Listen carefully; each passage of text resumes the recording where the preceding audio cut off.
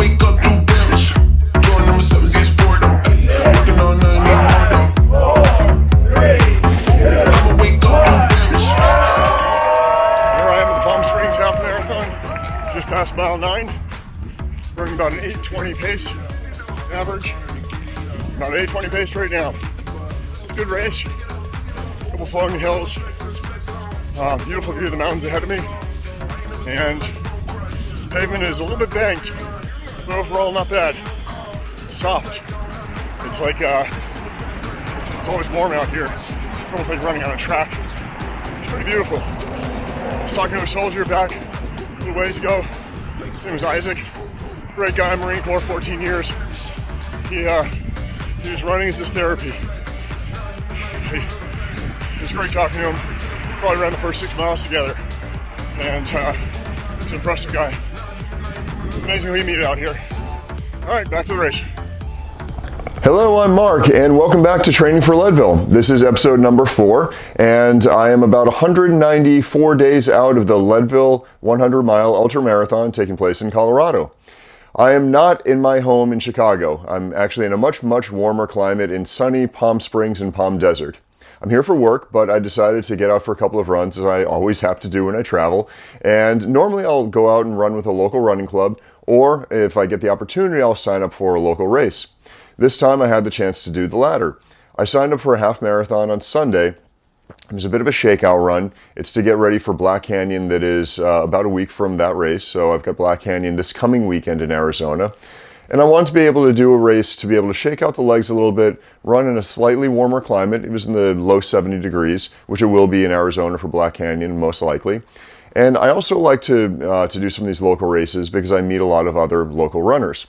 In this race particularly, I ran for about 5 or 6 miles with a gentleman who is a Marine for 14 years, and he said that he runs because it's really therapeutic for him and it helps him stay really balanced in his work and personal life.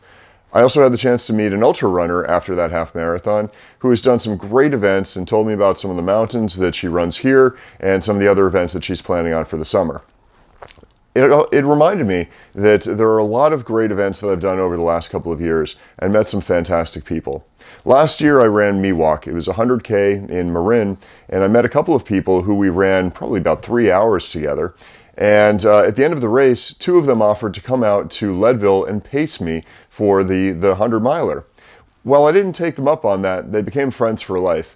And it did remind me that this is probably a good time to do an episode based on pacers. So for anyone who isn't aware, a pacer is someone who can run with you, in some races carry your things, and in Leadville they can mule for you, so they can actually carry your gear from aid station to aid station as they run with you. Pacers are really your lifeline when you're out on the course.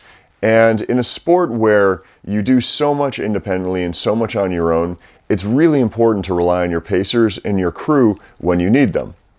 I was really lucky last year. I had an incredible pacing team, I had a great crew, and they really helped me stay positive and continue to move forward throughout the entire journey in Leadville. In Leadville, your pacers pick you up at mile 50. They can run with you for 1 aid station, 2 aid stations, or all the way through the finish. You're allowed 1 pacer per segment. They can carry your gear for you. And the goal is really to help keep you moving forward, to help you keep mentally focused, and to be there for you whenever you need them in terms of if you get a little bit down, they can help bring you back up. If you're not eating, they can remind you to eat. And I think about a certain type of criteria when I choose pacers. Choosing pacers can be really hard because they have to fit into certain areas in your life. They have to fit into a certain set of needs for the trail as well. I think about this acronym, and it's the acronym CALM, C-A-L-M. The first is there has to be compatibility with a pacer. The second is athletic ability. The third is logistics. And the fourth is that pacer needs to have the right mindset. So when I think about compatibility, the pacer has to be compatible with your running style and also your mental style. So what I mean is, if that pacer is super, super fast, they may not be a great fit for you if they're trying to drive you to go too fast in certain segments of the race. If that pacer is someone who potentially is a significant other, you might get along great and you might have been married for 10, 15, 20 years, but out on the course, that 10, 15, 20 years of baggage might bubble over the surface, and that person may not be the right pacer for you. So there has to be that compatibility from both a physical standpoint as well as an emotional standpoint on the course. The second is athletic ability. That pacer needs to be able to run the segment. For example, if you're headed up over Hope Pass in Leadville or over Powerline, they have to be people who can do very well with hills. They have to be able to adapt to altitude well. They have to be able to move fast enough and keep you moving fast enough even through some more difficult segments. They have to be good enough on the trails to get through a tough race. So again, they've got to have a certain level of athletic ability where they can truly move you forward and focus on what you've got to do to get through those segments. The third is logistics, and this is really interesting because not only does a pacer have to show up on time, make sure they've eaten and had fluids, and they've got to be up for the challenge themselves, but that pacer also needs to make sure that they keep logistics front and center for you. So last year, this was an issue where if the pacers had to get out to the mile 50 aid station to come back from Winfield, the crew couldn't actually get out there. Leadville recommended that the crew didn't drive them out, so pacers had to get on a bus, find their way out there, bring your gear, and basically act as a crew as well as pacing you. So someone who has that organizational skill is very important as a pacer because they need to be able to coordinate as if they're your crew in some areas and make sure that they can take care of you as well as themselves. And the last is mindset. Now this seems very obvious, but that pacer has to have the right mindset for you at the right time. So when you're feeling that things are difficult, they have to find a way to bring you back into the fray. They have to be able to bring you back up emotionally. They have to be able to push you because their one job is to get you to finish the race. Their one job is to get you from aid station to aid station in enough time that you can eat, drink, change, and move forward. So last year, again, I got really lucky on pacers. I had two pacers because I was running with another runner. So I had one pacer and he had one pacer. So in the group, there were, of course, four of us. And the two pacers were Ann and John. Ann had come out and trained on the trail a little bit in the summer before Leadville. She had gone over Hope Pass and had some experience with the trail.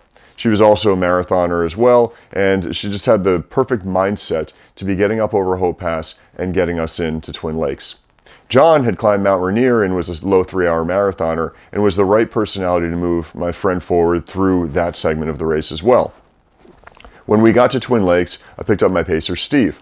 Steve is the kind of guy who will never quit. It doesn't matter if he's got a broken ankle and a bone sticking out of his knee, he's going to move forward. He's got that mental drive that he will not quit no matter what happens. He's also a good runner, but for him to pace me up and over a mountain pass at a pretty late point in the race, in the middle of the night, it was important that I had someone who had that mindset that he was going to keep moving me forward. He wouldn't quit no matter what it was. He was going to really force me to eat and drink at the aid station and in between aid stations. He was the perfect person to have out on the trail for that segment from Twin Lakes to Outward Bound. Steve also did something at one point where I was getting really cold coming to Outward Bound. It's a big open field, really windy, and I started to get the chills and start to shiver. He literally took off his own jacket, gave it to me, took off his own hat and gloves, gave it to me, and then went and changed behind me as I continued to move forward. So a guy who quite literally took the shirt off his own back to make sure that I was warm and moving forward, despite the fact that it was also 33 degrees out there for him. That's the sign of a great pacer with the right mindset. When I got to Outward Bound, I picked up my pacer, Betty. So Betty had the most experience of ultra running of any of us, and she has run probably 75 ultras. She's completed 100 miles on her own, and she's also paced in Leadville in the past. Betty was my pacer up and over Powerline. Betty not only kept me moving forward at a good pace up over Powerline, but most importantly, when I got to the top of Powerline, and I was about 2 hours ahead of cutoff, I started running down the hill, and it's a pretty steep slope going down. Betty told me to slow down at one point and actually stop running. She saw me stumble on a couple of rocks and realized that if I tripped and twisted my ankle or twisted my knee, my race was over. So as a result, she told me, jog. Take it easy, jog it out, don't do any more hard running, you're going to finish the race. Betty knew that it was more important for me to finish the race than to try to finish at under 28 hours or 27 hours and 30 minutes. She knew that it was more important to go through, finish the race under 30 hours and complete my first 100 miler and complete Leadville. And she was right by having me pull it back a little. So even then, a pacer isn't pushing you forward. They are letting you pull back a little bit and be smart. And then my last pacer was Anthony. Anthony had the section of the trail from May Queen all the way in where I was definitely my grumpiest. I really didn't feel like eating or drinking. And at that point, I kind of knew I was going to finish the race unless I did something totally stupid. Anthony was trying to feed me certain snacks. He was trying to feed me these Reese's peanut butter cups, and I'll show you a clip where we talk about this when we're running in a minute. He was trying to feed me these Reese's peanut butter cups that weren't made of peanut butter because someone had a peanut allergy in the crew. He was keeping me moving forward with different stories about his life and about family members of his. Anthony is the kind of guy who's never had a bad day in his life and just keeps you on an emotional high the entire time you're running with him. I've had the chance to do a bunch of races with Anthony, and every single time, it's just a great adventure. And we had such a fun time in that last segment, even though I had already been running for more than a day at that point. But he was the right person to keep me moving forward from May Queen through to the finish line. So here we are. I'm on the path. We're about 6 miles into Sunday's long run. About 210 days out of Leadville. And we're out on the lakefront path here, just south of the bridge in Chicago. Beautiful day. Out here with my buddy Anthony running. Say hello. Hey guys. Hey. And I think Anthony's going to be out to do a light half marathon with me today. I got a few miles to cover after that. And the weather's surprisingly good today. It's 34 degrees, a little bit overcast, not bad. Not slippery. We got a lucky day for running. Sun's coming out. Hey, seriously. What are you training for right now, Anthony? Right now we're staying in shape. Yeah, well, if we're going a 13 mile in the middle of winter, it's definitely staying in shape. Yeah, get a good base in for the summer training of marathon. What marathon's on your list for this year? One on my list is Chicago. And hopefully we get a PR this year. How many times have you done Chicago? This will be my 7th Chicago coming up. Seventh. 7th in a row. So what was your first time doing Chicago? How fast did you run it? 4:54. And your most recent time? 3:51. So one of these weeks we're going to have to sit down and do a little interview to find out what it took for you to break 4 hours. I've been running with you for a few years, and your time just dropped 2 years ago. That did, significantly. What was the first time you broke 4 hours? Philadelphia. I remember that race well. And they paced me to breaking 4 hours myself, and then had me go on after blocking the wind for me for the first 3.5 hours from the race. I think he used all his energy, finished a couple seconds behind me. But he was the reason I ended up breaking 4 hours that day too. And that was a fun run. That was a great run. That was a good day out. Still to this day on windy days, we call them Philly days. Philly days. 22-mile headwind. And I hide behind Anthony on those days too. And pretty much everyone who I'd run with through the race, I've run with many, many times in the past. I've either paced them, they've paced me, and we've engaged in some really difficult races together. That's another thing with pacers that is so important, that not only do you get out on the trail with them or run with them on your Saturday long runs, but you go through a difficult run with them. Because it's going to be different when you're out there after 50 or 60 or 70 miles and you're tired and they're grumpy and things aren't going well. It's so important that you have that compatibility, that you can work well together, and that pacer has the right mindset.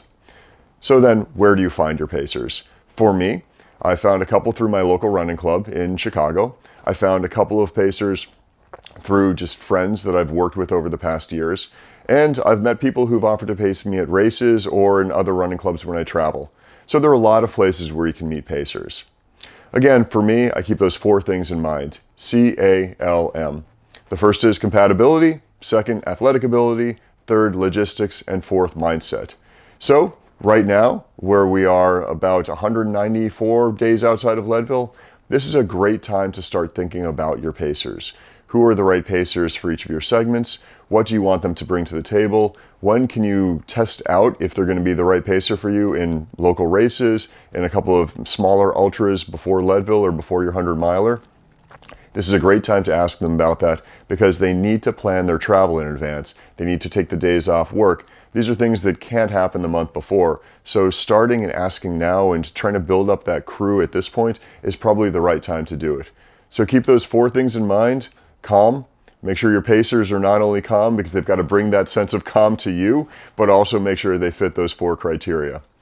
In any case, that's it for me. I've got a couple of light training runs this week. It's a taper week before Black Canyon. I'll share a little bit more about my training later on this week and how it's been. I've had a couple of good weeks. I had last week was a little bit of a rough week. I'll share some details about that. I got in all my miles, but I definitely am really looking forward to this taper week, bringing it down a notch, getting ready for Black Canyon, and having an awesome race next weekend.